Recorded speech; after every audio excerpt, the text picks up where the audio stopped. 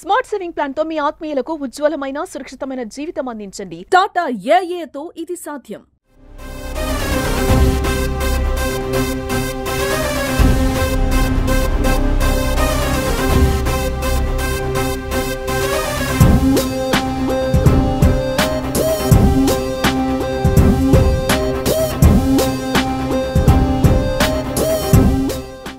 నమస్తే, welcome to Suman TV.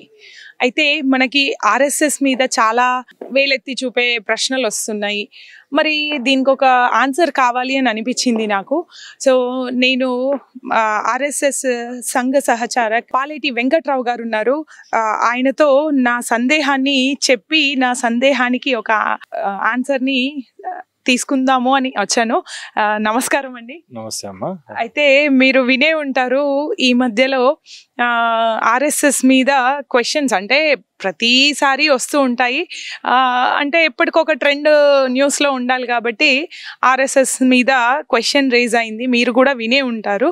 మరి ఎట్లా కార్యనిర్వహణ జరుగుతుంది అదొకసారి చెప్పండి సార్. ఒకటమ్మా, ఆర్ఎస్ఎస్కి సంబంధించి సమాజంలో ఉండేటువంటి వ్యక్తులలో వ్యక్తిత్వ నిర్మాణానికి, వ్యక్తిత్వ వికాసం కోసం ఆర్ఎస్ఎస్ పనిచేస్తుంది. దీనికి మాధ్యమము శాఖ. ప్రతినిత్యము వివిధ స్థలాల్లో శాఖల పేరుతోటి అక్కడ యువకుల్ని, పెద్దల్ని అందరినీ కూడా ఒక చోట చేర్చి వారికి శారీరక మానసిక వికాసం కోసం కార్యక్రమాలు నిర్వహిస్తుంటాం.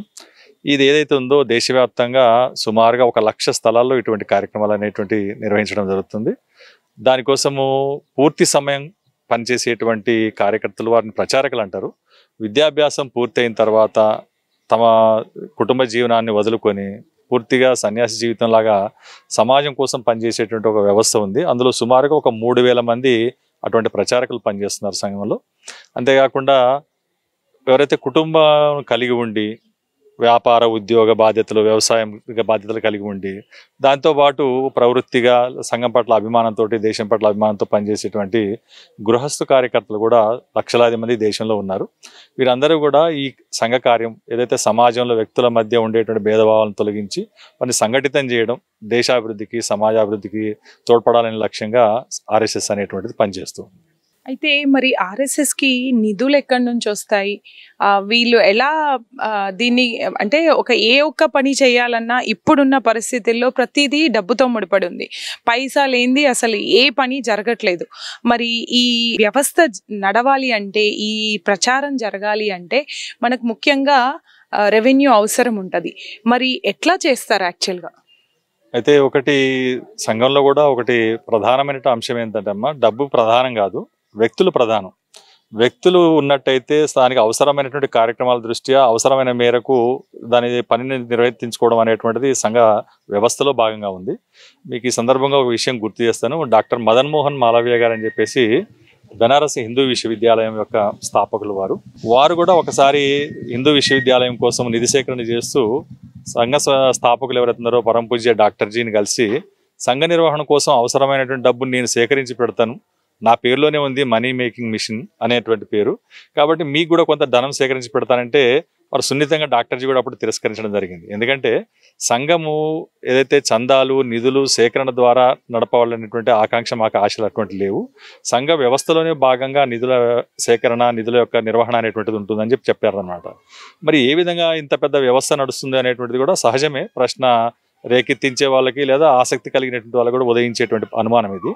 దీంట్లో ఏ విధంగా ఉంటుందంటే, ఏదైతే స్వయం సేవకులు ఎవరున్నారో, అంటే సంఘ శాఖకు వస్తూ సంఘ స్వయం సేవకులుగా ఉన్నటువంటి లక్షలాది మంది కార్యకర్తలు ఎవరున్నారో, ప్రతి సంవత్సరము ఆషాఢ పౌర్ణమి నాడు వచ్చేటువంటి గురు పౌర్ణిమ, గురు పూజోత్సవం అనే పేరున సంఘంలో ఒక కార్యక్రమం నిర్వహించడం జరుగుతుంది. అక్కడ శాఖలో భగవద్ధ్వజాన్ని గురువుగా భావించి తమ సంపాదనలో కొంత భాగాన్ని, తాము పొదుపు చేసినటువంటి కొంత మొత్తాన్ని ప్రతి స్వయం సేవకు ప్రతి సంవత్సరంలో ఒక రోజున ఆ రోజున సమర్పణ చేయడం జరుగుతుంది.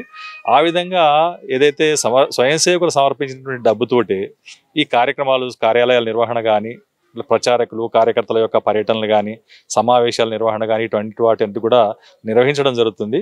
అదేవిధంగా సమాజంలో ఎట్టి పరిస్థితుల్లోనూ ఏ సందర్భంలో కూడా చందాలు కానీ, ఇటువంటి దానాలు ధర్మాలు కానీ స్వీకరించడం అనేటువంటిది దాంట్లో మొదటి నుంచి లేదు.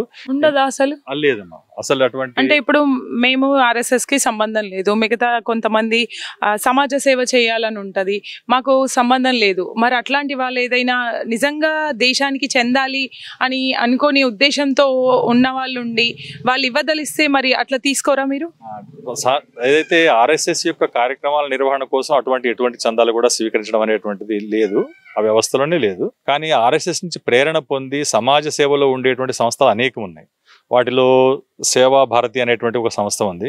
సేవా భారతి పేరున సేవా భారతి అనేటువంటి సంస్థ ఏదైతే ఉందో అది దేశవ్యాప్తంగాను ప్రపంచవ్యాప్తంగా సేవా ఇంటర్నేషనల్ అనే పేరుతో పనిచేస్తున్నటువంటి ఒక స్వచ్ఛంద సేవా సంస్థ. దేశంలో సుమారుగా 1,00,000 ఏకల్ పాఠశాలలు, అదేవిధంగా మారుమూల ప్రాంతాల్లో సేవా కార్యక్రమాలు, అదేవిధంగా వైద్య సదుపాయం ఇటువంటి కార్యక్రమాలు, అదేవిధంగా ఏదైతే ఆరోగ్య పరిరక్షణ శిబిరాలు ఇటువంటి వాటిని నిర్వహిస్తుంది.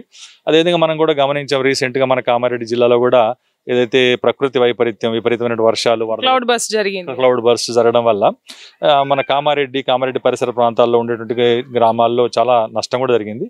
ఇందులో సుమారుగా మన దోమకొండ ప్రాంతంలోను కామారెడ్డిని ఆనుకున్నటువంటి ఒక 4-5 తాండాల్లో చాలా నష్టం కూడా జరిగింది. అయితే స్వయం సేవకులు సహజంగానే సమాజంలో ఉండేటువంటి వారి పట్ల ఉండేటువంటి సానుభూతి దీని కారణంగా సహజంగానే స్పందించి అక్కడికి వెళ్ళడం జరుగుతుంది. జరిగిన సందర్భంలో కూడా వారికి వెంటనే ప్రాణరక్షణ కోసం అవసరమైన మందుల్ని వెంటనే ఎవరైతే దాతలు ఇచ్చినట్టుంటున్నారో వాటిని తీసుకెళ్లి వారికి అందజేయడం జరుగుతుంది. అదే సందర్భంగా సేవా భారతి వాళ్ళు దీనికి పూనుకొని సమాజంలో ఉండేటువంటి మీరు అన్నట్టు ఇప్పుడు ఎవరైతే ఈ కార్యక్రమాల పట్ల ఆసక్తి కలిగినటువంటి వాళ్ళు ఉన్నారు, దాతలు ఉన్నారు, వారి యొక్క సహకారం తీసుకొని ఇప్పుడు రామకృష్ణ మిషన్ లాంటి ఒక స్వచ్ఛంద సేవా సంస్థ ఉందమ్మ. వారు ఏం చేశారంటే ఎక్కడైతే ఈ వరదల్లో నష్టపోయి ఆహార పదార్థాలు కూడా లేకుండా ఇబ్బంది పడుతున్నటువంటి వాళ్ళ కోసం కొన్ని 100 కిట్లు, సుమారుగా కిట్టుకే 2,000 రూపాయల విలువైనటువంటి బియ్యము, పప్పులు, నూనె ఇటువంటి వస్తువులతో కూడుకున్న కిట్లు ఇవ్వడం జరిగింది. వాటి పంపిణీ జరుగుతుంది. అది సేవా భారతి ఆధ్వర్యంలో జరుగుతుంది. అదేవిధంగా సేవా భారతితో పాటు ఇంకా ఏవైతే కార్పొరేటివ్ సోషల్ రెస్పాన్సిబిలిటీ కింద కొన్ని సంస్థలు ఏవైతే ఉన్నాయో, ప్రైవేటు వ్యాపార సంస్థలు, కార్పొరేట్లు, వాళ్ళు కూడా ముందుకు రావడం జరిగింది దీంట్లో సహకారం అందించడానికి. వారిని మాధ్యమంగా చేసుకొని ఎక్కడైతే కొన్ని ఇళ్ళు కూలిపోయి ఉన్నాయో లేదా పైకప్పులు పోయి పాక్షికంగా ధ్వంసమై ఉన్నాయి, వారికి అవసరమైనటువంటి సహాయ సహకారాలను కూడా వారి ద్వారా అందజేయడం జరుగుతుంది. కాబట్టి సేవా కార్యక్రమాలకు అవసరమైన మాధ్యమంగా సంస్థ సేవా భారతి అనేటువంటిది పనిచేస్తుంది. రాష్ట్రీయ స్వయం సేవక సంఘం ఏదైతే తన సొంత నిర్వహణ కోసం ఏదైతే అవసరమైన కార్యక్రమాలు ఉన్నాయో వాటికి మాత్రం బయట నుంచి ఎక్కడా కూడా చందాలు కానీ ఇటువంటి నిధులు కానీ సేకరణ స్వీకరణ అనేది జరగదు. అది సంఘం యొక్క నిర్వహణ కోసం అవసరమైన ధనాన్ని మనం స్వయం సేవకుల యొక్క గురు పూజ సుందరాన్ని సమర్పణ చేసుకోవడం జరుగుతుంది. ఈ మధ్యకాలంలో నేను పరమ పూజ్య సరసంఘచాలక మోహన్ జీ భాగవత్ కూడా చెప్పారు ఏంటంటే, ఏదైతే మనం జూలైలో నిర్వహించేటువంటి ఈ గురు పూజోత్సవం ద్వారా వచ్చే నిధులు ఏవైతున్నాయో ఒక్కోసారి మనకి ఏప్రిల్ మే మాసం వచ్చేసరికి కూడా చాలా సర్దుబాటు కావడం కూడా కష్టం ఉంటుంది. చాలా అరకొరగా నిధులు మిగిలి ఉంటాయి. కాబట్టి ఆ కాలంలో కూడా మనం చాలా కార్యక్రమాలని సమన్వయంతో కొద్దిపాటి ఖర్చులతో నిర్వహించుకోవాల్సిన పరిస్థితి కూడా ఉంటుందని వారు చెప్పడం జరుగుతుంది. కాబట్టి దీనిపైన ఉన్నటువంటి అపోహలు మీరు మంచిదైంది ఈ ప్రశ్న అడగడం కూడా మన బయట సమాజం కూడా దీని పట్ల వాస్తవాలు తెలుస్తాయి అని చెప్పేసి నేను భావిస్తున్నాను. థ్యాంక్ యూ సార్, మీరు నిజంగా కరెక్ట్ ఆన్సర్ ఇచ్చారు. అసలు ఆర్ఎస్ఎస్ అంటే ఏంటి, వాళ్ళు స్వలాభం కాదు, సేవాభావం, సమాజ భావం ఉండి వాళ్ళకి సహాయం అంటే సమాజానికి సహాయం ఎస్ఎస్ కింద మనం మార్చుకోవచ్చు. సో అట్లా పని చేస్తారు. నిజంగా సార్ చెప్పినట్టు మనకి కామారెడ్డిలో జరిగిన విపత్తులో 1000 మందికి పైగా దీంట్లో సహాయం పొందిన వాళ్ళు ఉన్నారు. సో మనం ఉంటాము ఇప్పుడు ఎంతో మంది సోషలిస్టులు ఉన్నారు. ఇప్పుడు ఇది చూసిన తర్వాత ఎంతో మంది కింద కమెంట్స్ పెడతారు. మరి ఆ కమెంట్స్ పెట్టే వాళ్ళల్లో ఎంతమంది ఒక వ్యక్తికి వెళ్ళి సహాయం చేసిండ్రో వాళ్ళు తెలుసుకోవాలి. ముఖ్యంగా పర్యాటక కేంద్రాన్ని వీక్షించడానికి వెళ్ళిండ్రు చాలా మంది. అది ప్రముఖులు కావచ్చు, సాధారణ ప్రజలు కావచ్చు. కానీ వెళ్ళే వాళ్ళు ఎంతవరకు ఎవరికైనా సహాయం చేద్దాము అని ఆలోచించారు. ఆ క్షణంలో వాళ్ళున్న పరిస్థితుల్లో వాళ్ళకు ఒక బిస్కెట్ ప్యాకెట్, ఒక వాటర్ బాటిల్, ఒక టాబ్లెట్ ఇచ్చినా అది చాలా పెద్ద ఉపయోగం. మరి వెళ్ళిన వాళ్ళు ఎంతమంది వాళ్ళకి సహాయం చేయాలి అనే ఉద్దేశంతో వెళ్ళారు. ఇక్కడ ఆర్ఎస్ఎస్ వాళ్ళు వెళ్ళడమే కాకుండా ప్రాణాలకు తెగించి వాళ్ళ ప్రాణాలను కాపాడి బయటకు తీసుకొచ్చారు.